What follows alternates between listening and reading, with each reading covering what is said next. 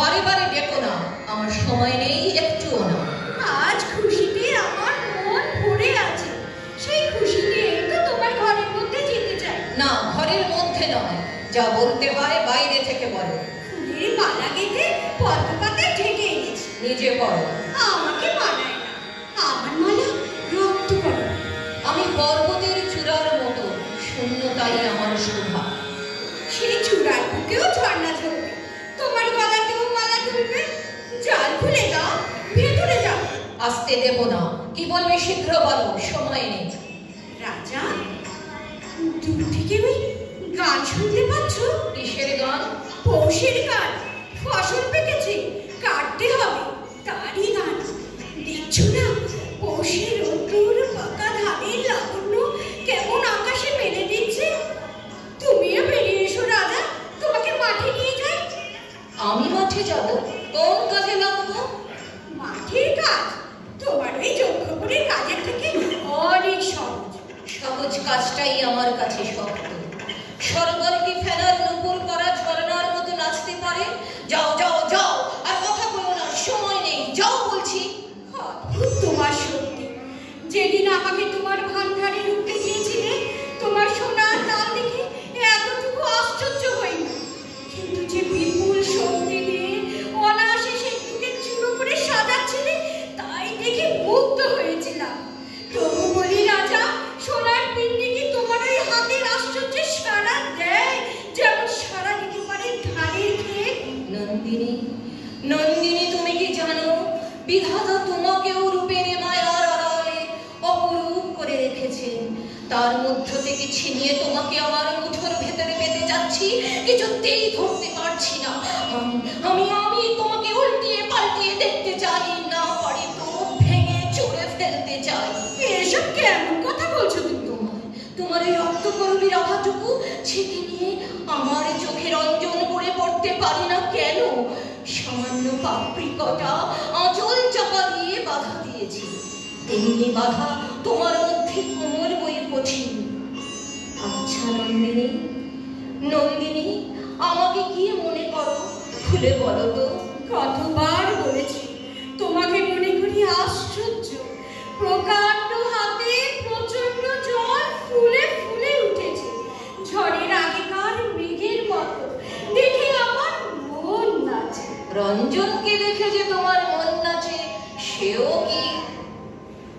সে নাচে তালিকা, ও তুমি বুঝবে না। বুঝবো, বুঝবো, আমি কিছু কিছু বুঝি। আমি জানি রঞ্জনের সঙ্গে আমার তফাৎটা কি। আমার মধ্যে কেবল জোরই আছে, রঞ্জনের মধ্যে আছে জাদু। জাদু? জাদু বলছো নাকি? পৃথিবীর নিচের তলায় পিণ্ড পিণ্ড পাথর, লোহা, সোনা, সেইখানে রয়েছে জোরের মূর্তি। উপরের তলায় একটুখানি কাঁচা মাটিতে ঘাস উঠছে, ফুল ফুটছে, সেইখানে রয়েছে জাদুর খেলা। দুর্গমের থেকে হিরে আনি, মানিক আনি, সহজের থেকে ওই প্রাণের যতটুকু কেড়ে আনতে পারি না। তুমি তো নিজেকেই নিজের জালে বেঁধেছো। তারপর কেন যে এরকম ছটফট করছো বুঝতে পারি না। বুঝতে পারবে না, বুঝতে পারবে না নন্দিনী, বুঝতে পারবে না।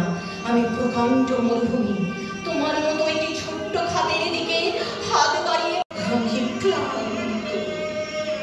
তৃষ্ণার দাহে এই মরুটা কত বড় ভূমি লেহন করে নিয়েছে, তাতে মরুর পরিসর বাড়ছে। ওই একটুখানি দুর্বল ঘাসের মধ্যে যে প্রাণ আছে, তাকে তাকে আপন করতে পারছে না। তুমি যে এত ক্লান্ত, তোমাকে দেখলে তো মনেই হয় না। আমি তো তোমার মস্ত চোখটাই দেখতে পাচ্ছি। নন্দিনী, একদিন দূর দেশে আমারই মতো একটা ক্লান্ত পাহাড় দেখেছিলাম। বাইরে থেকে বুঝতে পারিনি, তবে সমস্ত পাথর ভেতরে ভেতরে বিথিয়ে উঠেছে। একদিন গভীর রাতে ভীষণ শব্দ শুনলাম, যেন কোনো দৈত্যের দুঃশব্দ। ঘুমনে হঠাৎ ভেঙে গেল। সকালে উঠে দেখি পাহাড়টা ভূমিকম্পের টানে মাটির নিচে পড়ে গেছে। শক্তির ভার নিজের অগোচরে কেমন করে নিজেকে পিষে ফেলে, সেই পাহাড়টাকে দেখে তাই বুঝেছিলাম।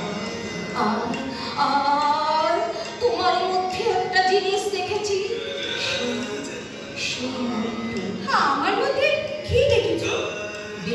বাঁশিতে নাচের যে ছন্দ বাজে সেই ছন্দ, সেই নাচের ছন্দেই নন্দিনী। নন্দিনী, তুমি এমন সহজ হয়েছ, এমন সুন্দর, আমার তুলনায় তুমি কতটুকু, তবু আমি তোমাকে ঈর্ষা করি। তোমার এসব কথা আমি ভালো বুঝতে পারছি না, আমি যাই। না না না, যেও না নন্দিনী, তুমি যেও না। জানালার বাইরে এই যে হাত বাড়িয়ে দিচ্ছি, তোমার হাতখানি একবার এর উপর রাখো নন্দিনী। না না, তোমার সবখানা বাদ দিয়ে হঠাৎ করে একখানা হাত বাড়িয়ে এলে আমার কেমন ভয় করে। কেবল একখানা হাত দিয়ে ধরতে চাই বলে সবাই আমার কাছ থেকে পালিয়ে বেড়ায়, কিন্তু সব দিয়ে যদি তোমাকে ধরতে চাই, ধরা দেবে নন্দিনী? তুমি তো আমাকে ঘরে যেতেই দিলে না, তবু কেন যে এখন এসব কথা বলছো? আমার অবকাশের উজানে ঠেলে তোমাকে ঘরে আনতে চাই না। যেদিন বানের হাওয়ায় তুমি অনায়াসে আসবে, সেই দিন আগমনের লগ্ন লাগবে।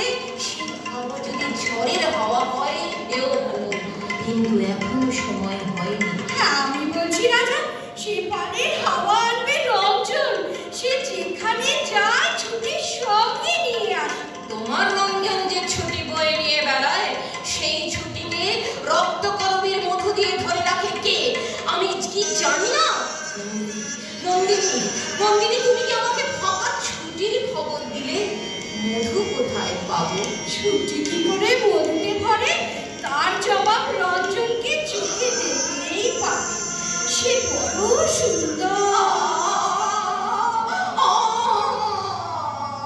সুন্দরের জবাব সুন্দরী পায়, অসুন্দর যখন জবাব ছিনিয়ে নিতে চায়, বিধাতার বাজি না ছিঁড়ে যায়। আর নয়, যাও